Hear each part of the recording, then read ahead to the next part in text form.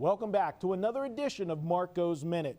Each week I bring you a handicapping tip to help you in your own wagering. And this week we're going to talk about bet percentages and line moves.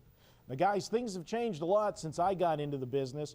You have tools available to you to help you with your handicapping. Things like bet percentages. One of the things you can do is head over to WagerTalk.com, go to our live lines section. We bring you live lines as they change from Las Vegas and offshore sports books, but also you can look at how the public is betting games. Find out which side is getting most of the action. We show you the number of tickets. Now what I want to explain with that is those are the number of tickets, not the amount of money. And one of the great handicapping tools using bet percentages is when you see the public betting one side, but you're seeing the line do the exact opposite, that is generally a good indicator that the sharps are really moving in on the side where the line is moving. I especially like to see that when you see a game that has over 75% of the wagers on one side. If the public all think that one side is the way to go, but yet you see that line move a half a point or a point the other way, it's taking a lot of money to offset the public onslaught on that game, and generally that's the right side. Another thing that I want to talk about is line moves and understanding some of the line moves. There are dead numbers in football. A lot of times people will see a line at 7.5 and they see it shoot up to 9 right away.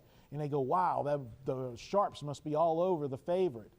Many times here in Las Vegas, books will move that number on air because they're trying to stop the teasers. A lot of sharp bettors in Las Vegas use NFL teasers as one of their biggest weapons. And the number 7.5 is a number that they like to tease down because you're getting a better team at home and basically just asking them to win the football game. But if they move the line to 9, that eliminates the sharp bettors from being able to use a 6-point teaser. The sharp bettors like to play 6-point teasers rather than 7-point teasers because you're saving a lot of juice. When you go to 9, you'd have to use a 7-point teaser if you want to get the game under a field goal, which that's the only way there's any value in doing that. So that is a dead number move. Also, if a line's moving from 7.5 to 9, 8 and 8.5 are absolutely worthless numbers in the NFL. Doesn't mean anything. Very seldom will you see a game fall on those numbers. One other last tip when you're looking at line moves is when a line moves through a key number. I've followed it over the years, and this is one of the most strongest line moves to follow. If you see a line that, let's say, opens up at 7.5 at the beginning of the week and sits around 7.5 almost all week, you get to Friday in college football and you start to see some 7s showing up. Keep an eye on that game.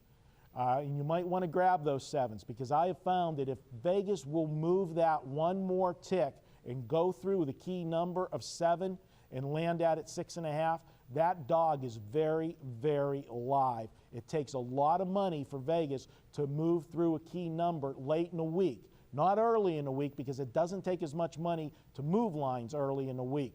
But when you see something move through a key number late in the week, Vegas is taking too much money and they can't defer it by raising just the juice. They got to move it through the number. That's my tip this week on Marco's Minute. I'll be back next week with another handicapping tip for you here from WagerTalk.com. Good luck.